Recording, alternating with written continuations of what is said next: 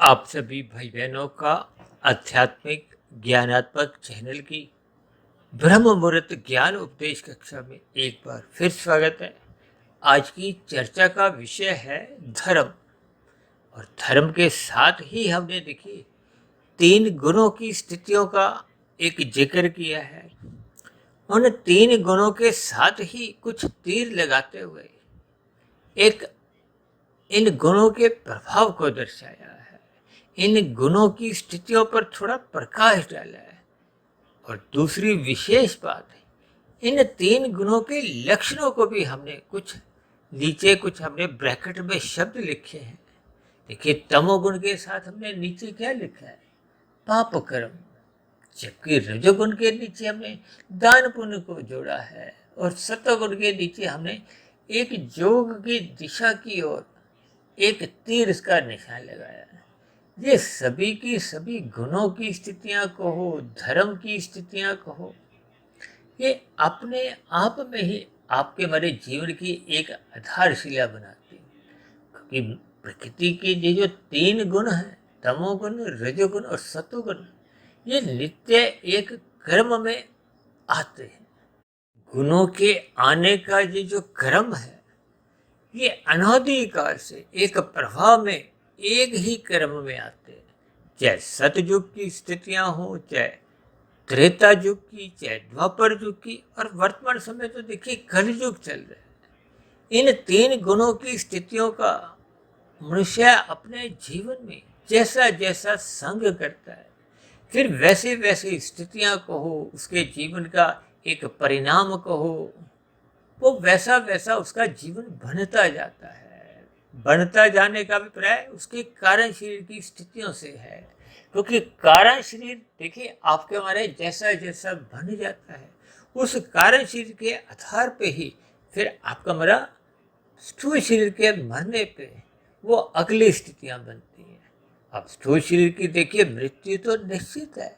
अनादि काल से आज तक इस माया में, इस प्रकृति में, केवल मनुष्य जोनि का ही नहीं, किसी भी जोनि में, क्योंकि जोनियां तो देखिए 84 लाख प्रकार की समझाई गई है, जिसमें 80 लाख प्रकार की तो देखिए तामसी जोनियां हैं, दंडमय जोनियां हैं, निकृष्ट जोनियां हैं, एक कष्टमय जोनि है। उन जोनियों में तो देखिए दुख ही दुख है। ये तो परमात्मा, क्योंकि दया के सागर हैं, परमात्मा एक विशेष दया रखते हैं, इसलिए परमात्मा ने नीचे की जोनियों को क्रमशः अचेत रखा है, लेकिन आपको हमें सचेत रखा है। किस लिए? क्योंकि मनुष्य जोनि कर्म जोनि है और साधना जोनि का एक अवसर है। इन सभी स्थितियों को जब तक हम ज्ञान पूर्वक अध्ययन नहीं करते, इन गुणों के लक्षणों को पहचानते नहीं है, अपने जीवन के लाभ हानि को विचार नहीं करते, तब ऐसी स्थिति में मनुष्य का जन्म कहो, उसका जीवन कहो, फिर वो सही स्थिति में चल नहीं पाता। देखिए, हमने धर्म को सर्वोपरि इसलिए माना है क्योंकि शास्त्रों में ही जो 4 पुरुषार्थ कहे गए, उसमें भी देखिए धर्म को ही पहले स्थान पे रखा है। अब धर्म का जो देखिए रंग है, वो सफेद रंग है। सफेद रंग को हमने देखिए सत्वगुण से एक मैच करवाया है, और उसी स्थिति में देखिए हमने रजोगुण को तो रंगीन रंग से दर्शाया, लेकिन रजोगुण के रंगीन रंग के नीचे ही हमने देखिए दान पुण्य के 2 शब्द जो लिखे, वो हमने सफेद रंग से जोड़े। वीडियो को आगे बढ़ाने से पहले मैं आप सभी भाई बहनों से एक विनती करता हूँ कि आज की वीडियो भी देखिए सुनते समय इस चित्र पर, यानी कि ये जो धर्म की स्थितियां हैं, गुणों की जो स्थितियां हैं, इन गुणों के जो जो रंग दर्शाए हैं, और इन 3 गुणों की स्थितियों को जो आगे हमने तीरों द्वारा दर्शाया है, उन तीरों की स्थितियों के साथ साथ उन तीरों के जो रंग हैं और गुणों के नीचे जो हमने एक स्थितियां लिखी हैं, जो एक संभावित स्थितियां हैं, जिसमें उस गुण विशेष का संग करने मात्र से उन स्थितियों विशेष का बनना को हो एक सहज स्थिति होती है। देखिए, ये वीडियो के शब्द ही अपने आप में आपके हमारे जीवन की एक दिशा निर्धारित करते हैं, या यूं कहो कि आपके हमारे जीवन की मरने के बाद की जो जो स्थितियां बनेंगी, क्योंकि पुनः जन्म निश्चित है, चाहे वो आध्यात्मिक शरीर का हो, चाहे वो भौतिक शरीर का हो। अधिकतर जो हम सामान्य अर्थों में देखिए भौतिक शरीर से ही लेते हैं, क्योंकि आध्यात्मिक शरीर की प्राप्ति तो मनुष्य को तभी होती है जब वो जन्म मरण के बंधन से मुक्ति पाता हुआ मोक्ष की स्थिति को प्राप्त हो जाता है। क्योंकि चार पुरुषार्थों में धर्म, अर्थ, काम, मोक्ष, ये चार पुरुषार्थ कहे गए। अक्सर आज कलयुग की स्थितियों में भी देखिए धर्म की बहुत चर्चाएं होती हैं। अक्सर मनुष्य धर्म के नाम पर विभिन्न प्रकार के एक दावे भी करता है, लेकिन शास्त्रों की सैद्धांतिक बातों को क्रमबद्ध तरीके से जब मनुष्य समझता नहीं है, भले ही मनुष्य देखिए भौतिक ज्ञान के स्तर पर कितना भी पढ़ा लिखा हो, जब तक शास्त्रों की बातों को हम क्रमबद्ध तरीके से समझते नहीं है, अपने व्यवहार में डालते नहीं है, क्योंकि शास्त्रों में एक एक शब्द बहुत ही नपा तुला एक क्रमबद्ध तरीके से कहा गया है, और परमात्मा की प्रेरणा से शास्त्रों पर आधारित सैद्धांतिक बातों को ही आधार में लेते हुए आज हमने वीडियो का नाम भी रखा है, 3 गुणों की स्थितियों पर भी कुछ प्रकाश डाला है। और इन 3 गुणों का संग करने पे जो आपके हमारे जीवन की जो एक स्थितियां बनती हैं, उन स्थितियों पर यदि हम आगे बढ़ना चाहते हैं, उन गुणों का संग करना चाहते हैं, तो उन गुणों के संग करने के साथ साथ आपका हमारा जो एक स्थितियां आपके हमारे जीवन की सहज ही बनने लगती हैं, कारण शरीर में कर्माशय बनने लगता है। देखिए, कर्माशय का अभिप्राय जिन स्थितियों से आपका हमारा पुनः जन्म एक आधारित है, इस बात को आप एक उदाहरण से समझ सकते हो। देखिए, हम सभी भाई बहन भौतिक ज्ञान के स्तर पर विभिन्न परीक्षाएं देते आए हैं, और परीक्षाओं का जब कभी भी परिणाम आता है, उस परिणाम के पीछे का जो एक आधार है, वो परीक्षा में दिए गए प्रश्नों के उत्तर के ऊपर ही निर्भर करता है। यानी कि हम परीक्षा में जो जो लिख कर आते हैं, नंबर तो उसी के ही मिलते हैं। ठीक इसी तरह आपका हमारा कारण शरीर में हम दिन प्रतिदिन जैसे जैसे सकाम भाव से कर्म करते हैं, वो कर्मफल सिद्धांत के अंतर्गत आपका हमारा कारण शरीर में एक कर्माशय तैयार होता जाता है, और कर्माशय के साथ साथ संस्कार बनते हैं। अब संस्कार अच्छे बनेंगे, बुरे बनेंगे, ये निर्भर करता है कि आपके हमारे इन 3 गुणों के साथ कैसी कैसी स्थितियां हैं। देखिए, काला रंग हम जब भी दर्शाते हैं, उस स्थिति विशेष का अभिप्राय देखिए अज्ञानता से लिया जाता है। कि शाम को जब सूर्य ढलता है, तो सूर्य के ढलते ही अंधकार में स्थितियां बनती हैं। अब अंधकार में आपका हमारा शरीर ठोकरें खाता है, तन ठोकरें खाता है, आपके हमारी क्रियाओं में अपूर्णता बनी रहती है। इसलिए हम सभी भाई बहनों को ज्ञान का दीपक जलाना होता है, चाहे वो मोमबत्ती दिया से जलाएं, चाहे वो बल्ब ट्यूब से जलाएं। देखिए, चाहे भले ही आपको में जितनी भी आंखें आपकी हमारी स्वस्थ भी हों, लेकिन भारी स्तर पर जब तक प्रकाश की स्थितियां नहीं है, देखिए प्रकाश का अभिप्राय ज्ञान से भी लिया जाता है। धन के स्तर पर प्रकाश आवश्यक है, मन के स्तर पर ज्ञान की स्थितियां अपूर्ण होने पे फिर आपके हमारे जीवन में अपूर्णता बनी रहती है। देखिए, मन बुद्धि की अलग स्थितियां हैं, स्थूल शरीर की अलग स्थितियां हैं, और इन दोनों ही स्थितियों में हम जैसे जैसे क्रियाएं करते हैं, क्योंकि आपकी हमारी क्रियाएं देखिए शारीरिक रूप से भी होती हैं, मानसिक रूप से भी होती हैं। मानसिक रूप की क्रियाओं का विशेष महत्व मन और बुद्धि के स्तर पर है, जबकि स्थूल शरीर का जो आपकी हमारी क्रियाएं हैं, वो ज्ञानेंद्रियों से और कर्मेंद्रियों से है। ज्ञानेंद्रियों का अभिप्राय आपके हमारे स्थूल शरीर की जो एक 5 गोलकें हैं ज्ञानेंद्रिय रूप में, नाक, जिह्वा, आंख, त्वचा, कान। देखिए, ये ज्ञानेंद्रियां 5 भोग्य विषयों का सुख भोगती है। ये भोग विषय के गंध, रस, रूप, स्पर्श और शब्द, ये 5 भोग्य विषय ही आपके हमारे स्थूल शरीर यानी कि पृथ्वी, जल, अग्नि, वायु, आकाश का जो आपका हमारा स्थूल शरीर बना है, जिससे हम शारीरिक क्रियाएं करते हैं, जिनसे हम नए कर्म भी करते हैं और पांच भोग्य विषयों का सुख भी भोगते हैं। इन सभी स्थितियों को ज्ञानपूर्वक जब तक हम समझते नहीं हैं, देखिए स्थूल शरीर, सूक्ष्म शरीर और कारण शरीर, इन सभी स्थितियों पर हम लगभग प्रतिदिन ही चर्चाएं करते हैं, क्योंकि प्रकृति के तीन गुण नित्य एक क्रम में आते हैं। शाम को सूर्य के ढलते ही लगभग 8 घंटे की स्थितियां तमोगुण के हिस्से में आती हैं। उस 8 घंटे के बाद सतोगुण की स्थितियां होती हैं। उस सतोगुण में ही सूर्य निकलने से पूर्व के जो 2 घंटे 40 मिनट की स्थिति है, वो देखिए ब्रह्म मुहूर्त से समझी जाती है। ब्रह्म शब्द परमात्मा के लिए कहा जाता है। मुहूर्त का अभिप्राय उस समय विशेष से है। उस समय विशेष को हम देखिए 2 घंटे 40 मिनट की जो एक स्थिति समझाते हैं।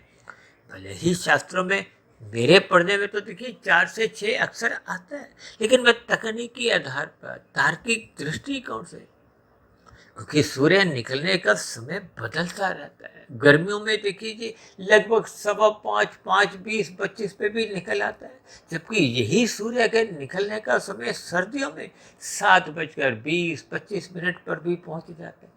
तब ऐसी स्थितियों में वो जो ब्रह्म मुहूर्त का जो एक समय है, वो हर दिन प्रतिदिन ही थोड़े थोड़े अंश में उसमें देखिए एक परिवर्तन आ जाता है। देखिए परमात्मा की प्रेरणा से हम प्रतिदिन चाहे ब्रह्म मुहूर्त ज्ञान उपदेश कक्षा की वीडियो प्रसारित करें, चाहे हम संध्या बेला ज्ञान कक्षा की वीडियो प्रसारित करें, इन दोनों वीडियो को प्रसारित करने का समय तो देखिए अलग अलग है। सुबह हम ब्रह्म मुहूर्त ज्ञान उपदेश कक्षा की वीडियो प्रसारित करते हैं और शाम को हम संध्या बेला ज्ञान कक्षा की वीडियो प्रसारित करते हैं।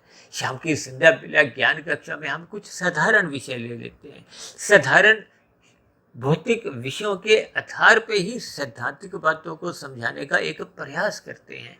आप भाई बहनों के कभी कभी हम कुछ ऐसे प्रश्न जो हम सभी भाई बहनों के ज्ञान में एक वृद्धि लाते हैं, सैद्धांतिक बातों को समझने में वो सहायक होते हैं, उन प्रश्नों को भी हम अपने शाम की संध्या बेला ज्ञान कक्षा में शामिल कर देते हैं। लेकिन विशेष बात यही है कि ये दोनों बनने वाली वीडियो केवल ब्रह्म मुहूर्त में ही बनती है, क्योंकि ब्रह्म मुहूर्त समय विशेष में सतोगुण की एक शुद्धता बनी रहती है। वो गुजरे हुए तमोगुण से और आने वाले रजोगुण से लगभग प्रभावित नहीं होता।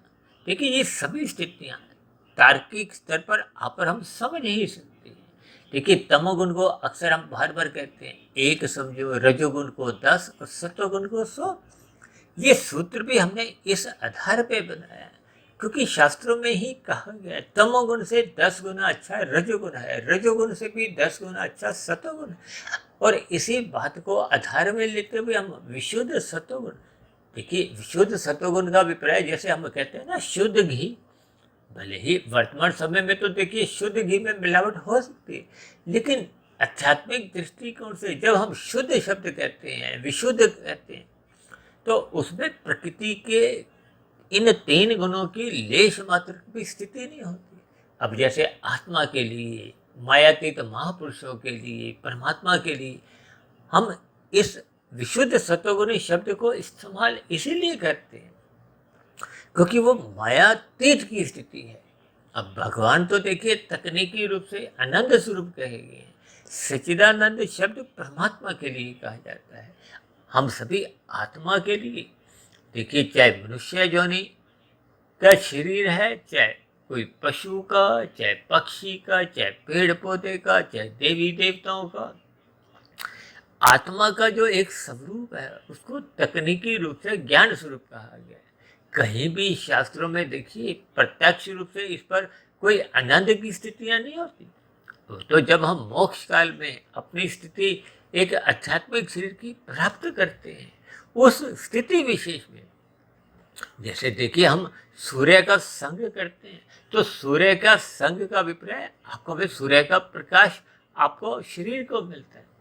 ठीक इसी तरह जब हम आध्यात्मिक शरीर की प्राप्ति कर लेते हैं जो कि मोक्ष की स्थिति है, उस आध्यात्मिक शरीर को फिर परमात्मा का जो आनंदमय एक स्थिति है, या यूं भी कहो कि परमात्मा जैसा आनंद ही उस आत्मा को भी मिलता है। देखिए, ये सभी स्थितियां शब्दों से परे की स्थितियां हैं, क्योंकि शब्दों की भी एक सीमा है। ये शब्द भी देखिए आकाश का गुण है, और आकाश एक भौतिक तत्व है।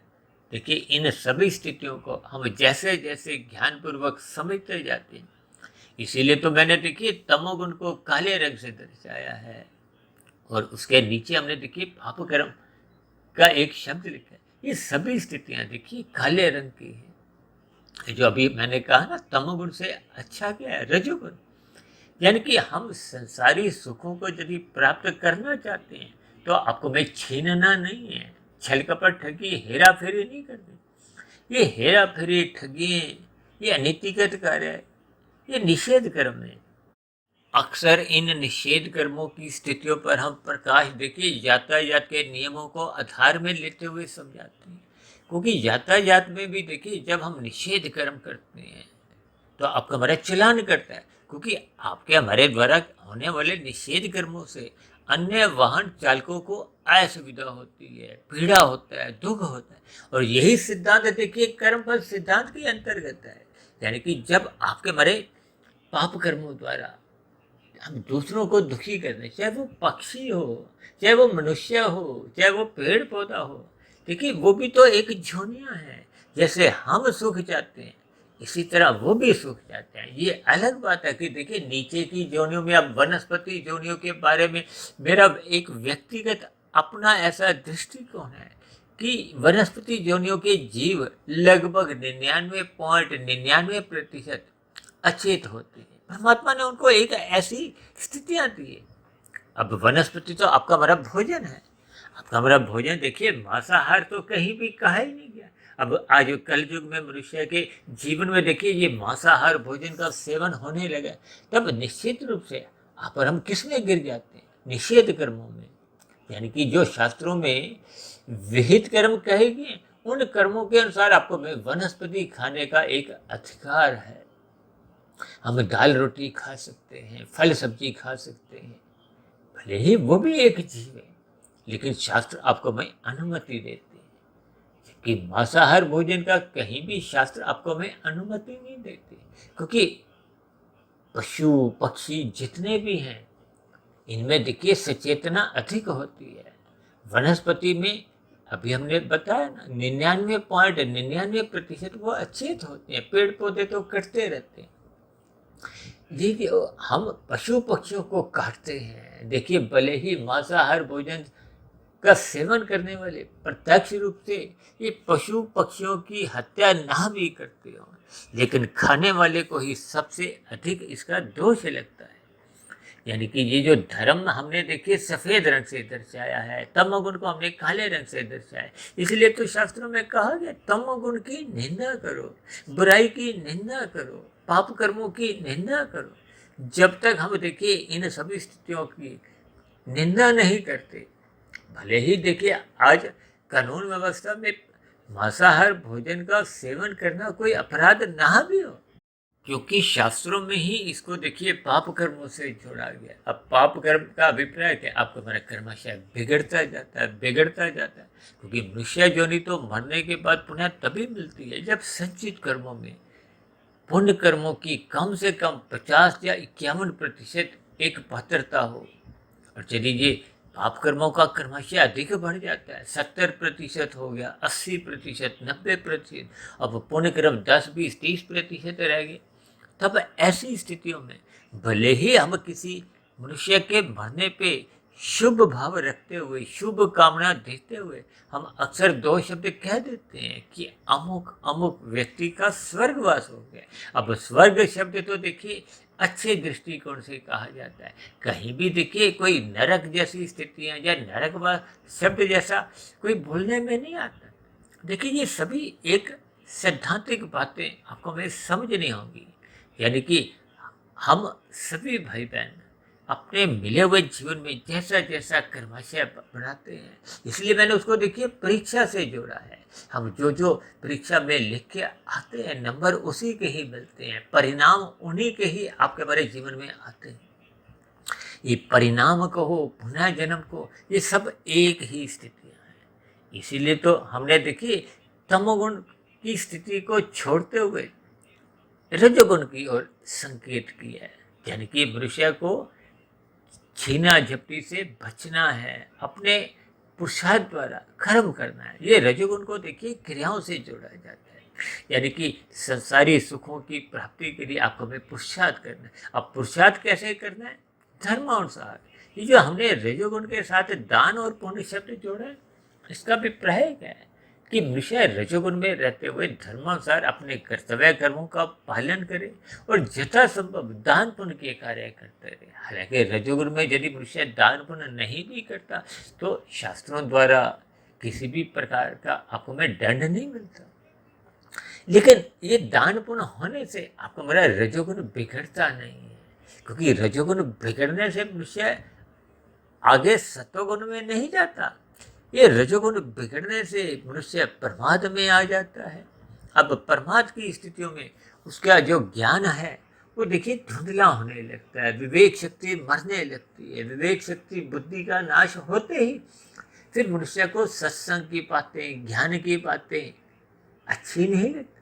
तब ऐसी स्थितियों में मनुष्य अचेत स्थिति में उसको सही गलत की पहचान नहीं रह पाती, तो फिर मनुष्य कहाँ गिरता है? रजोगुण से फिर वो तमोगुण में गिर जाता है। और तमोगुण का तो अभी हमने समझा है कि आपका महाराज जी एक अधोगति की स्थितियां उत्पन्न होती हैं। जब मरने के बाद ये अधोगति की स्थितियों की आपको में दंडमय स्थितियों में जन्म लेना पड़ता है, परिणाम को हो, पुनः जन्म को हो। इसीलिए हमने देखिए धर्म को हमने सफेद रंग से दर्शाया है, रजोगुण को हमने देखिए रंगीन रंग से संसारी आकर्षणों से दर्शाया। ये स्त्री पुरुष का जो आपसी आकर्षण है, शास्त्रों में उसको भी रजोगुण से जोड़ा गया है। ये जो 5 भोग्य विषय हैं, गंध, रस, रूप, स्पर्श और शब्द, अक्सर हम इन 5 भोग्य विषयों को देखिए सुख, सुविधा, स्वाद, सम्मान, सत्ता से जोड़ देते हैं, क्योंकि मनुष्य इन्हीं 5 भोग्य विषयों की प्राप्ति के लिए ही हाय तौबा करता है, भाग दौड़ करता है दिन रात। वो जो भागदौड़ उसकी होती है किस लिए? विषय भोगों की प्राप्ति के लिए। देखिए ज्ञान प्राप्ति करने के लिए कहो, परमात्मा से जुड़ने के लिए आपको हमें भागदौड़ करने की जरूरत नहीं है। आपको हमें मन बुद्धि की एकाग्र स्थिति लानी होती है। योग साधना का अभिप्राय देखिए एक तन के स्तर पर पहले हमें रुकना होता है, फिर मन बुद्धि को जो विषय भोगों में ये भागते हैं। इसलिए तो भगवान श्री कृष्ण जी ने अर्जुन के रथ के जो 5 घोड़े हैं, उन घोड़ों को विषयों से जोड़ा है। आपके हमारे स्थूल शरीर की स्थितियों से, ज्ञानेंद्रियों से कहो, कर्मेंद्रियों से कहो, ये सभी स्थितियां जब घोड़े एक अर्थहीन बन जाते हैं, अर्थहीन का अभिप्राय आवारागर्दी करते हैं, अमर्यादित हो जाते हैं, तो फिर ऐसी स्थितियों में वो कहाँ गिरते हैं? तमोगुण में गिरते हैं। यानी जब मनुष्य का पाप कर्मों का कर्माशय बढ़ जाता है, अनुपात बिगड़ जाता है। ये अनुपात बिगड़ना ही फिर मनुष्य की मरने के बाद जो अधोगति की स्थिति है, गिरावट की स्थिति है, निंदनीय स्थिति है, यानी कि ये जो 80 लाख प्रकार की जोनियां हैं, फिर इन जोनियों में बड़े हुए तमोगुनी कर्माशय के अनुसार फिर प्रकृति आपको में बाध्य कर देती है जन्म लेने को। इन सभी स्थितियों पर आपको में विचार करना चाहिए। यही तो देखिए धर्म है, यही तो सतोगुण है, यही तो सत्संग है, यही तो गुरु की आज्ञा में रहने की एक विशेषता है। परमात्मा के अनुसार अपनी दिनचर्या व्यवस्थित रखने के लिए आपको में धर्म प्रथम स्थान पर रखना होगा। अब धर्म प्रथम स्थान पर रखने का अभिप्राय मनुष्य की स्थिति सात्विक बनी रहती है। इस सात्विक स्थिति जैसे जैसे मजबूत होती है, देखिए अभी हमने बताया ना कि शाम को सूर्य ढलने के बाद 8 घंटे तमोगुण के रहते हैं, फिर अगले 8 घंटे सतोगुण के रहते हैं, और उन सतोगुण पे जो 8 घंटे हैं उनमें 2 घंटे 40 मिनट की जो एक स्थिति है वो सूर्य निकलने से पूर्व के ब्रह्म मुहूर्त की स्थिति है। उस स्थिति विशेष में परमात्मा से जुड़ना बहुत ही आसान होता है। इसलिए तो हम परमात्मा की प्रेरणा से ये जो प्रतिदिन सुबह शाम की जो एक वीडियो है, इनको बनाने का काम केवल ब्रह्म मुहूर्त में ही होता है। परमात्मा के आशीर्वाद से मैं पिछले 22-25 वर्षों से लगभग 1, 1.5, 2 बजे तक उठ जाता हूँ, ताकि ब्रह्म मुहूर्त का समय 2 घंटे 40 मिनट ना रह के वो देखिए 5 घंटे बन जाए, 6 घंटे बन जाए। जैसे हम संसार में देखिए अधिक धन कमाने के लिए अपना रजोगुण बढ़ा लेते हैं, वैसे ही हमें परमात्मा रूपी धन कमाने के लिए, परमात्मा से जुड़ने के लिए, आध्यात्मिक उन्नति करने के लिए अपने इस ब्रह्म मुहूर्त के समय को 2 घंटे 40 मिनट से 4 घंटे 6 घंटे बनाना चाहिए। ये सभी स्थितियाँ आपके हमारे जीवन में आध्यात्मिक उन्नति के दरवाजे खोलते जाते हैं, क्योंकि आध्यात्मिक उन्नति का अर्थ मैं देखिए उस स्थिति विशेष से, योग से लेता हूँ। इसीलिए तो हमने देखिए सत्वगुण के नीचे हमने सफेद तीर लगाते हुए एक योग शब्द लिखा है। योग शब्द का अभिप्राय है कि आत्मा और परमात्मा का जो एक संबंध है, जो परस्पर इनका जो एक नाता है, ये सजातीय स्थिति है। आत्मा भी चेतन है, परमात्मा भी चेतन है। आत्मा को साधारण चेतन कहा गया, परमात्मा को परम चेतन कहा गया। परम शब्द किसी एक सत्ता के साथ ही जुड़ता है, हम आत्मा के साथ नहीं। लेकिन आत्मा और परमात्मा चेतन तत्व होने के कारण इनका एक सजातीय संबंध है। आत्मा का कभी भी देखिए स्वभाव नहीं है कि वो रसगुल्ला खाए, प्रकृति के ये जो 5 भोग्य विषयों में रुचि रखे, क्योंकि ये माया तो देखिए जड़ है। और इस जड़ में ये जो 3 गुणों की स्थिति है, तमोगुण और रजोगुण को तो देखिए एक बंधनदायक गुण कहा गया, जबकि सत्वगुण को एक मुक्तिदायक गुण कहा गया। इसीलिए तो कहा गया सत्संग करो, ब्रह्म मुहूर्त में उठो, क्योंकि सत्वगुण का संग होते होते आपके बड़ी सात्विक स्थिति मजबूत होने लगती है। अक्सर हम बार बार कहते रहते हैं कि रात को जल्दी सो जाओ, सुबह ब्रह्म मुहूर्त में उठ जाओ। ये स्थितियों का आपको में विशेष लाभ इसलिए मिलता है क्योंकि रात को मौनात्मक स्थितियाँ होती हैं। उन स्थितियों से जब मनुष्य सोया होता है तो उन भोगात्मक स्थितियों से, मौनात्मक स्थितियों से मनुष्य यानी कि हानि होने से बच जाता है। सुबह ब्रह्म मुहूर्त में उठने से हम लाभ कमाते हैं। देखिए किसी भी व्यवसाय में कब लाभ आता है, जब हम हानि की स्थितियों से अपने आप को बचाते हैं। और लाभ के जितने भी स्रोत होते हैं उनको हम ढूंढते हैं। अब ब्रह्म मुहूर्त का स्थिति तो देखिए अधिक लाभ कमाने की है। ये श्वास के दृष्टिकोण से, यानी कि स्थूल शरीर, सूक्ष्म शरीर और कारण शरीर, तीनों शरीरों को ये स्वस्थ रखता है। और इसी तरह आपका हमारा आत्मा तो देखिए सदा ही स्वरूप से ही ज्ञान स्वरूप है। वो सत्वगुण में रहने से ही उसकी एक परमात्मा की स्मृति बनी रहती है, परमात्मा की सम्मुखता बनी रहती है। ये सम्मुखता का ही दूसरा नाम देखिए योग है, यानी कि आत्मा परमात्मा की और सम्मुख होने से ही आपकी बड़ी आध्यात्मिक उन्नति के दरवाजे खुलते हैं। यानी कि आत्मा जब परमात्मा के सम्मुख बनी रहती है तो उसको आनंद की झलकें भी मिलती हैं और उसका स्वयं का ज्ञान आवृत नहीं होता। जबकि भागवत पुराण में तो देखिए कलयुग की स्थितियां देखिए 5 स्थानों पर बताई गई हैं। धूत कीड़ा, मदपान, स्त्री संग, हिंसा और स्वर्ण। स्वर्ण का अभिप्राय अनीतिगत कार्यों से कमाया गया धन से। अब यदि मनुष्य इन 5 स्थितियों में ही अपना जीवन बिताता है तो निस्संदेह उसका देखिए पाप कर्मों का क्रमशः बढ़ता जाता है। तमोगुण की एक स्थितियां बढ़ती जाती हैं जो मनुष्य के मरने के बाद उसकी अधोगति की स्थितियां उत्पन्न करती है। इसीलिए तो कहा गया ये रजोगुण और तमोगुण ये बंधनदायक है। सत्वगुण का संग ही सत्संग की स्थिति है। ब्रह्म मुहूर्त में उठने का अभिप्राय ये योग या साधना के दृष्टिकोण से एक शुद्धतम समय। इन सभी स्थितियों पर अक्सर हम देखिए प्रतिदिन ही कुछ ना कुछ प्रकाश डालते हैं। आज हमने धर्म को सफ़ेद रंग से, यानी कि धर्म का संबंध सत्वगुण से है। ये अंतोगत्वा आपका हमारे योग की स्थितियों में एक वृद्धि लाता है। इसलिए तो हमने देखी कि सफ़ेद तीर द्वारा योग की स्थिति समझाई। अक्सर हम कहते हैं ना, जब तक सात्विक स्थिति मजबूत नहीं होती, आपके हमारी जो एक नींव मजबूत नहीं होती, ये जो कर्म, जो ज्ञान, जो भक्ति, जो स्थितियां भगवान श्री कृष्ण जी ने गीता में समझाई, ये योग की इमारतें फिर वो बिना मजबूत नींव के उन पर टिक नहीं पाती। इसलिए तो शास्त्रों में विभिन्न प्रकार के कर्म कांड रचे गए। ये कर्म कांड आपको हमें सत्व गुण का रास्ता दिखाते हैं, परमात्मा से हाय हेलो करवाते हैं। लेकिन यदि मनुष्य सत्वगुण में जाता है तो वहाँ रुकता नहीं, और पुनः अपने संसार में रजोगुण में रुक आता है। और रजोगुण में रहता हुआ यदि मनुष्य एक दान पुण्य के कार्य नहीं करता, परोपकार के कार्य नहीं करता, क्योंकि परोपकार के कार्य ही आपका हमारे जीवन में इंसानियत बनाए रखते हैं, नैतिकता बनाए रखते हैं। इसलिए हमने रजोगुण के साथ देखिए सफेद रंग से दान पुण्य की स्थितियां दर्शाई हैं।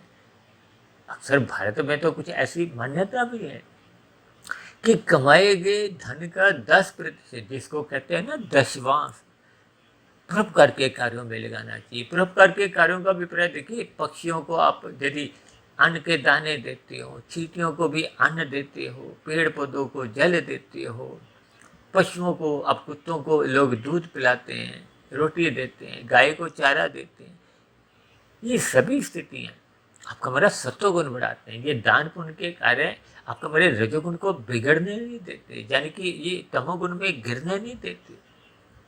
ये सभी एक स्थितियाँ आपका हमारा सत्वगुण की ओर ले जाने का एक रास्ता, जैसे एक अंधकार में एक ज्ञान का दीपक हो जलने से आपको हमें प्रकाश रास्ता दिखता है। ये रास्ता क्या है? सत्वगुण का रास्ता है, जो अंततः परमात्मा की ओर ले जाता है। ये रजोगुण का रास्ता कहो, तमोगुण का रास्ता, ये दोनों ही रास्ते देखिए परमात्मा से दूर करते हैं। देखिए ये शब्दों की स्थितियों को आपको में ज्ञान पूर्वक समझना होगा। ये ज्ञान पूर्वक समझने से ही आपको में परमात्मा से प्रीति कहो, लगाव को उत्पन्न होता है। अन्यथा अनादिकाल से संसार के विषय भोगों में एक साधारण मनुष्य की प्रवृत्ति बनी ही हुई है। ज्ञान की न्यूनता होने पे, सत्संग की न्यूनता होने पे, या सत्वगुण का संग कमजोर होने से भगवान श्री कृष्ण जी ने वो जो अर्जुन के रथ के जो घोड़ों की लगाम अपने हाथ में रखकर यही उपदेश दिए कि ये ब्रेक को हो, लगाम को, इसको कमजोर मत होने दो। ये कमजोर कब होती है? जब ये मन मर्जी होती है। ये मन मर्जी की स्थिति देखिए फिर मनुष्य को अधोगति की स्थितियों की ओर ले जाती है। अक्सर बच्चे देखिए अपनी मन मर्जी करते हैं, मेरी मर्जी मेरी मर्जी।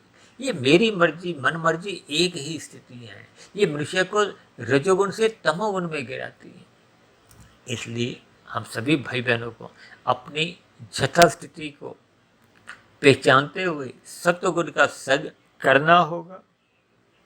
यदि मनुष्य सत्वगुण का संग नहीं करता तो फिर उसका धर्म का ह्रास होने लगता है। अक्सर मैं बार बार कहता रहता हूँ ना कि धर्म की चार दीवारी में रहते हुए ही अपना धन कमाओ। ये अर्थ और काम देखिए, ये दो पुरुषार्थ हैं, ये धर्म की चार दीवारी के भीतर होने से ही मनुष्य भटकाव से बचा रहता है, अधोगति से बचा रहता है, बुरे संस्कारों से बचा रहता है। शुभ संस्कार बनने से ही परमात्मा से आपके मेरी प्रीति के भाव उमड़ते हैं। परमात्मा के सत्संग करने में आपके मेरी एक रुचि जागृत होती है। अन्यथा राजसी मनुष्यों का तो सत्संग देखिए बेमन से ही होता है। हालांकि शास्त्रों में भी देखिए इस बेमन से किए गए सत्संग की कहीं कोई निंदा नहीं है, लेकिन शास्त्रों में बार बार कहा गया है तमोगुण की निंदा करो, रजोगुण के प्रति उदासीन रहो। यानी कि संसार को उछल कूद कर मत भोगो, रसपूर्वक मत भोगो, केवल अपनी अवस्थानुसार रजोगुण का संग करो, ताकि आपका मेरा सत्वगुण में आना जाना बना रहे। ये सत्वगुण का संग होने से, या सत्वगुणी जो एक लगाम है, ब्रेक है, जैसे गाड़ी में ब्रेक होने से ही आपकी हमारी जो एक गाड़ी की गति है वो रुक पाती है। अन्यथा ब्रेक नहीं है, कमजोर है, तो फिर ब्रेक लगाते लगाते वो दुर्घटना कर देती है, दूसरी गाड़ी पे एक टक्कर मार देती है। ये दुर्घटना को हो, टक्कर मारना को हो, ये दुखद स्थिति है, यानी कि मनुष्य का जब रजोगुण सतोगुण की लगाम से नियंत्रण में नहीं होता तो फिर वो तमोगुण में गिरता है। ये अधोगति की स्थितियाँ को देखिए, इन सभी स्थितियों के भावार्थ हम जितने जितने गहरे तल पर समझते जाएंगे उतना उतना आपके हमारे जीवन में निखार आएगा। क्योंकि तमोगुण 1 की स्थिति है, रजोगुण 10 की स्थिति है और सतोगुण 100 की स्थिति है। परमात्मा को पाने के लिए हमें 1000 की स्थिति को प्राप्त करने के लिए साधना करनी है, योग की स्थिति में स्थित होना है। देखिए 1 और 10 पास पास हैं, राशि मनुष्य इसलिए बार बार तमोगुण में गिरता ही रहता। अब 10 और 100 में दूरी है, इसीलिए ये कर्म कांड बनाए गए ताकि मनुष्य इन कर्म कांडों को ज्ञान पूर्वक करता हुआ 100 में जाए, 100 पे स्थित हो, ताकि 100 से फिर आध्यात्मिक यात्रा 1000 की वो आरंभ करे। यही तो मनुष्य जीवन की एक सफलता है, सार्थकता है, शुद्ध कमाई है। ये शुद्ध कमाई होने से ही आपका मेरा पुनः मनुष्य जोनी सुनिश्चित हो जाती है। अन्यथा जब मनुष्य 10 में ही स्थित होता है तब ऐसी स्थिति में उसका 100 दूरी पे होता है। देखिए 1 से 100 की दूरी 99 है, 10 से 100 की दूरी का जो अंतर है वो देखिए 90 है। 90 और 99 में देखिए कोई विशेष अंतर तर्कपूर्वक आप भी समझ सकते हो। इन सभी स्थितियों पर आपको हमें रंगों द्वारा भी विचार करना है, अंकों द्वारा भी विचार करना है और इन तमोगुण की, रजोगुण और सतोगुण की स्थितियों पर देखिए जो जो हमने एक परिणाम या एक उपाय समझाए हैं, उन स्थितियों पे जुड़ने की जो एक संभावित शब्द लिखे हैं, उन सभी स्थितियों पर आपको हमें विचार करना होगा ताकि हम अपने जीवन के लाभ को ही महत्व दें। जैसे हम व्यापार करते हैं, दुकानदारी करते हैं, हम सदा लाभ की सोचते हैं। इसलिए हम सभी भाई बहनों को अपने मिले हुए जीवन में धर्म को प्रथम स्थान पे रखना होगा। ये धर्म ही आपकी मेरी कमाई है। अन्यथा मनुष्य गुणों के भाव में जिस जिस गुण का संग करता है फिर वैसे वैसे उसके एक कारण शरीर की स्थितियां को वो एक रंग में बदलती जाती हैं। या यूं को कि किया गया गुणों का संग ही वो आपका भरा एक कारण शरीर में एक रंग के रूप में स्वभाव संस्कार बनते जाते हैं, कर्माशय बनता जाता है। उसी आधार पे ही फिर मरने के बाद देखिए, अब मुझे एक ध्यान आ रहा है, हमने एक वीडियो लगभग 3-3.5 वर्ष पहले बनाया था, मनुष्य के मरने के बाद का अगला जन्म। उस वीडियो विशेष में वो लगभग देखिए 3 घंटे के आसपास की वीडियो है। उस पर हमने विशेष स्थितियों पर कुछ एक परमात्मा के आशीर्वाद से विभिन्न स्थितियों पर प्रकाश डाला था। अलग अलग उदाहरणों द्वारा एक साधारण मनुष्य की स्थितियों को समझाने का एक प्रयास किया था। तो मेरी आप सभी भाई बहनों से विनती है कि हम सभी भाई बहनों को आध्यात्मिक उन्नति के लिए सचेत होना होगा ताकि आपका मिला हुआ जन्म सफल हो, सार्थक हो। तो ऐसी सभी शुभ स्थितियाँ आपके हमारे जीवन में भी बने, धर्म प्रथम स्थान पे बना रहे, जीवन में आध्यात्मिक उन्नति की स्थितियाँ बनने के लिए सात्विक स्थिति मजबूत होती जाए, परमात्मा से प्रीति के भाव बढ़ते जाए। इन्हीं शुभ कामनाओं के साथ चर्चा विशेष को अब यहीं विश्राम देते हैं। शाम को फिर मिलते हैं संध्या बेला ज्ञान कक्षा में। तब तक आप अपने आध्यात्मिक मित्र सुधीर भाटिया फकीर को इजाज़त दें। आप सभी भाई बहनों की सात्विक स्थिति मजबूत हो, धर्म सर्वोपरि स्थान पे बना रहे, परमात्मा से योग की स्थितियां बने। इसके लिए इस वीडियो के चित्र को आप अपनी स्मृति में बनाए रखें ताकि हम सभी भाई बहनों की आध्यात्मिक उन्नति के दरवाजे खुलते जाएं। फिर भी वीडियो संबंधित आपके मन में कोई प्रश्न उठ रहे हों, कोई मेरी कही गई बातें आपको आधी अधूरी अटपटी सी लग रही हो, तर्क के आधार पर कुछ उसमें एक कमी नज़र आ रही हो, तो आपके प्रश्नों का, आपके सुझावों का, आपकी शिकायतों का नीचे दिए गए कमेंट्स पर सदा ही स्वागत है। अब चर्चा विशेष को ध्यानपूर्वक सुनने के लिए आप सभी भाई बहनों का भी बहुत बहुत धन्यवाद।